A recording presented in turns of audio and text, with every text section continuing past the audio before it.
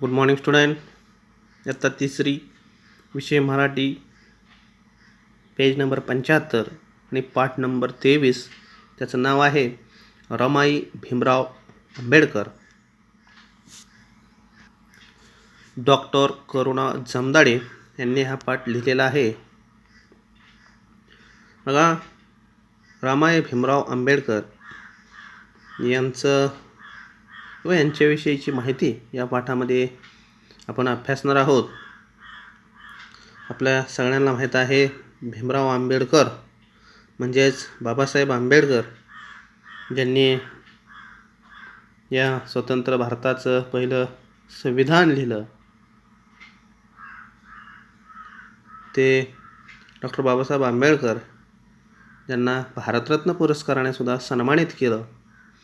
आणि त्यांच्याच पत्नी रमाई यांचीच या पाठामध्ये आपण आता माहिती अभ्यासणार आहोत. बघा, रमाईंचा जन्म रत्नागिरी जिल्ह्यातील दापोली तालुक्यातील वनंद गाव येथे झाला. या रमाईंचा जन्म रत्नागिरी जिल्ह्यामध्ये असणाऱ्या जो काही दापोली तालुका आहे, त्या दापोली तालुक्यामधील वनंद या गावामध्ये त्यांचा जन्म झाला. त्यांच्या वडिलांचे नाव भिकू धुत्रे होते. वडिलांचे नाव भिकू धुत्रे आणि आईचे नाव रखमाबाई असं होतं. त्यांच्या घरची परिस्थिती अत्यंत गरिबीची होती आणि अशा वातावरणामध्ये त्यांचं बालपण गेलं. जे त्यांचं बालपण होतं, लहानपण होतं, ते अत्यंत गरिबीमध्ये गेलं. त्यांच्या घरची परिस्थिती अतिशय खूप हलाखीची, गरिबीची होती आणि अशातच त्यांचं त्या ठिकाणी बालपण गेलेलं आहे. पुढे भीमराव रामजी आंबेडकर यांच्याशी त्यांचा विवाह झाला. काही कालावधीनंतर पुढे त्यांचा भीमराव रामजी आंबेडकर यांच्याशी त्यांचं लग्न झालं, विवाह झाला आणि सासरी त्यांचं नाव रमाबाई ठेवलं. आणि मग रमाईंचंच त्या ठिकाणी सासरी गेल्यानंतर त्यांचं रमाबाई हे नाव ठेवलं. आपल्या सगळ्यांना माहीत आहे, भीमरावांना सगळे बाबासाहेब म्हणत. 1907 साली बाबासाहेब मॅट्रिक झाले आणि 1907 साली बाबासाहेब त्यावेळेचे मॅट्रिक झाले होते. मुंबईतील पोयबावडी येथील चाळीत ते राहण्यास गेले. आणि मॅट्रिक झाल्यानंतर ते मुंबईमधली जी काय पोयबावडी नावाची चाळी आहे, त्या चाळीमध्ये ते राहण्यास गेलेले आहेत. बाबासाहेबांनी रमाईंना घरीच लिहायला वाचायला शिकवले. आणि मग या बाबासाहेबांनी काय केलं, आपल्या पत्नी रमाई यांना घरीच लिहायला वाचायला त्यांनी शिकवलं. बडोदा नरेश सयाजीराव गायकवाड यांची शिष्यवृत्ती घेऊन बाबासाहेब 1913 साली शिक्षणासाठी अमेरिकेला गेलं.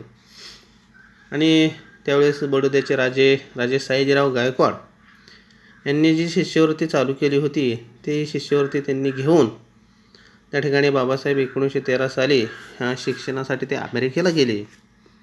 तेथे त्यांनी पदवी प्राप्त केली.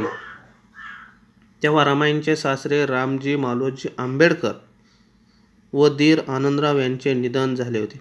आणि त्याच वेळेस म्हणजे डॉक्टर बाबासाहेब आंबेडकरांचे वडील आणि या रमाईंचे सासरे रामजी मालोजी आंबेडकर आणि त्यांचा दीर आनंदराव यांचं त्या ठिकाणी निधन झालं होतं. त्यामुळे कुटुंबाची सगळी जबाबदारी रमाईवर पडली. आणि मग कुटुंब प्रमुख म्हणून त्या कुटुंबाची जबाबदारी संपूर्ण त्या रमाईवर पडली. रमाईंचा स्वभाव मितभाषी, दृढनिश्चयी आणि स्वाभिमानी होता. या रमाईंचा स्वभाव छानसा असा अगदी मितभाषी होता. एखादा निश्चय केला की तो पूर्ण करायचं. आणि त्या स्वाभिमानी होत्या. आपला स्वाभिमान कुठेही गहाण त्या ठेवत नव्हत्या. अगदी मितभाषी, दृढनिश्चय आणि स्वाभिमानी होता. त्या कर्तव्यनिष्ठ व स्वसुखत्यागी होत्या. एखादं जर आपल्यावर जी जबाबदारी दिलेली आहे ती प्रामाणिकपणे पार पाडणे, आपलं कर्तव्य प्रामाणिकपणे बजावणं आणि स्वसुखत्यागी होत्या. स्वतःचा सुखाचा त्याग करणाऱ्या सुद्धा त्या होत्या. आणि अशा खडतर स्थितीत सुद्धा मनाची शांतता आणि घरातील एकोपा अबाधित ठेवण्यासाठी त्यांनी फार कष्ट सोसलं. अशी ही एकंदरीतच परिस्थिती पाहिली तर खूप अवघड खडतर स्थिती असताना सुद्धा त्यांनी मनाची शांतता तर केलेली आहेच आणि घरामध्ये एकोपा कसा टिकवून ठेवण्यासाठी त्यांनी स्वतः अतिशय फार कष्ट सोसलेले आहेत. बाबासाहेबांच्या अनुपस्थितीत त्यांच्या विधवा भावजईला व तिच्या मुलाला त्यांनी अंतर दिले नाही. बाबासाहेबांच्या अनुपस्थितीमध्ये त्यांची जी विधवा भावजई होती आणि तिच्या मुलांना त्यांनी कधीही अंतर दिलं नाही. त्यांचे उत्तम प्रकारे पालन पोषण केलं. अतिशय छान प्रकारे त्यांचं उत्तम प्रकारे त्यांना जोपासलं, त्यांचं पालन पोषण केलं, त्यांना मोठं केलं. हाल अपेष्ट्यांतही कधी कुरकुर केली नाही. परिस्थिती हालाकीची असताना, गरिबीची असताना सुद्धा हाल अपेष्ट्या होत होत्या, परंतु अशा हाल अपेष्ट्या होत असताना सुद्धा त्यांनी कधी कुठल्याही गोष्टीसाठी कुरकुर केली नाही. काटकसरीनं प्रपंच करून पतीच्या अभ्यासात अडचण येईल अशी एकही गोष्ट त्यांनी केली नाही. प्रपंच करत असताना थोडीशी आर्थिक परिस्थिती खूप बिकट असल्यामुळं थोडंसं अडचणी निर्माण होत होत्या, परंतु त्यांनी आपला प्रपंच काटकसरीनं केला. परंतु आपल्या पतीच्या म्हणजे डॉक्टर बाबासाहेब आंबेडकर यांच्या अभ्यासामध्ये कुठलीही अडचण येईल अशा प्रकारची त्यांनी एकही गोष्ट त्या ठिकाणी केली नाही. दीन दलित समाजाचे भवितव्य सुधारण्यासाठी डॉक्टर बाबासाहेब आंबेडकर यांच्यासह रमाईने स्वतःला झिजवले. आणि म्हणून काय, जे दीन दलित दुबळे आहेत, या दीन दलित समाजाचं जे भविष्य आहे, भवितव्य आहे, हे जर सुधारायचं असेल तर डॉक्टर बाबासाहेब आंबेडकरांनी त्या ठिकाणी आपलं आयुष्य त्या ठिकाणी स्वतःला संपूर्ण झिजवलेलं आहे, आपलं आयुष्य संपूर्ण घालवलं आहे. आणि त्यांच्याचबरोबर रमाईने सुद्धा त्या ठिकाणी आपलं आयुष्य त्या ठिकाणी स्वतः घालवलेलं आहे, स्वतःला त्या कार्यामध्ये संपूर्ण झोकून दिलेलं आहे. खूप दुःखे वाटायला आली तरी रमाईंनी कधी खंत बाळगली नाही. जीवन जगत असताना, आयुष्य जगत असताना आयुष्यामध्ये खूप त्या ठिकाणी त्यांच्या वाट्याला अडचणी आल्या, दुःखे आले, परंतु त्या ठिकाणी त्यांनी कधीही त्याची खंत बाळगली नाही, वाईटपणा वाटून घेतला नाही. आणि प्रसंगी एखादे सुख वाट्याला आले तर त्या हुरळून गेले नाहीत. आणि कधी काळी एखाद्या वेळेस एखाद्या प्रसंगी सुखसुद्धा जरी वाट्याला आलं तरी ते सुख आलं आहे म्हणून कधीही त्या खूप हुरळून गेल्या नाहीत, आनंदी झाल्या नाहीत. म्हणजे दुःखाच्या ठिकाणी सुद्धा त्यांनी कधी वाईट वाटून घेतलं नाही, त्याची खंत बाळगली नाही. आणि सुखाच्या प्रसंगी सुद्धा ते सुख आलं म्हणून हुरळून गेले नाहीत. रमाईंना कारुण्याची मूर्ती असे समजत आणि म्हणून रमाईंना कारुण्याची मूर्ती असं त्या ठिकाणी म्हटलेलं आहे. कारण सुख आणि दुःख ही दोन्ही झेलण्याची ताकद त्यांच्यामध्ये होती. दुःख आलं आहे म्हणून घाबरून न जाता आलेल्या दुःखांना प्रसंगी सामोरं गेलं पाहिजे, त्यांचा सामना केला पाहिजे. आणि सुख वाट्याला आलं आहे म्हणून जास्त आनंदी किंवा हुरळून न जाता त्या ठिकाणी सुखदुःख हे दोन्ही त्या ठिकाणी सहजपणे त्या ठिकाणी त्यांनी हाताळलेली आहेत. आणि म्हणून त्यांना कारुण्याची मूर्ती असं संबोधले जातं. त्यांच्यासमोर संकटाचे डोंगर उभे होते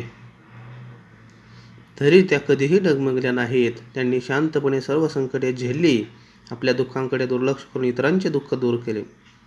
त्यांच्यासमोर अगदी डोंगरा एवढी खूप मोठी अशी संकट उभी होती, परंतु एवढे मोठे संकट आलं आहे म्हणून त्या कधीही त्या ठिकाणी डगमगल्या नाहीत. त्यांनी अतिशय शांतपणे ती सर्व संकटे त्या ठिकाणी झेललेली आहेत. सर्व शांतपणे ती सर्व संकटे त्या ठिकाणी दूर केलेली आहेत. आणि आपल्या स्वतःच्या दुःखांकडे दुर्लक्ष करून इतरांचं दुःख दूर करण्याचं काम त्या ठिकाणी त्यांनी केलेलं आहे. बाबासाहेबांनी आपल्या ज्ञानाचा उपयोग विषमता दूर करण्यासाठी केला. जो बाबासाहेबांनी जे शिक्षण घेतलं होतं त्या शिक्षणाच्या ज्ञानाचा उपयोग त्यांनी त्या ठिकाणी समाजामध्ये पसरणारी जी काही विषमता आहे ती विषमता दूर करण्यासाठी त्यांनी केला. देशात दीन दलितावर खूप अन्याय आणि अत्याचार होत असत. त्यावेळी आपल्या देशामध्ये जे दीन दलित समाजातील व्यक्ती आहेत त्यांच्यावर खूप मोठ्या प्रमाणावर अन्याय आणि अत्याचार होत असत. त्यांचा इतरांकडून नेहमी अपमान होत असे. त्यांना मान सन्मान व मानवी हक्क मिळावेत म्हणून सामाजिक न्यायाचा लढा उभारला. आणि म्हणून दीन दलित जे समाज आहे अशा लोकांना त्यांना मान सन्मान आणि त्यांचं जे मानवी हक्क आहे ते त्यांना मिळवण्यासाठी डॉक्टर बाबासाहेब आंबेडकरांनी एक सामाजिक न्यायाचा लढा उभारलेला आहे. आणि त्यांनी सामाजिक कार्यासाठी स्वतःचं जीवन त्या ठिकाणी वाहून घेतलेलं आहे. अशा पद्धतीनं डॉक्टर भीमराव आंबेडकर यांचं शिक्षण आणि त्यांना साथ देणाऱ्या त्यांच्या पत्नी रमाई भीमराव आंबेडकर यांचं कार्य या ठिकाणी या अभ्यासामध्ये आपण पाहत आहोत. राहिलेला भाग आपण पुढच्या व्हिडिओमध्ये पाहणार आहोत. धन्यवाद.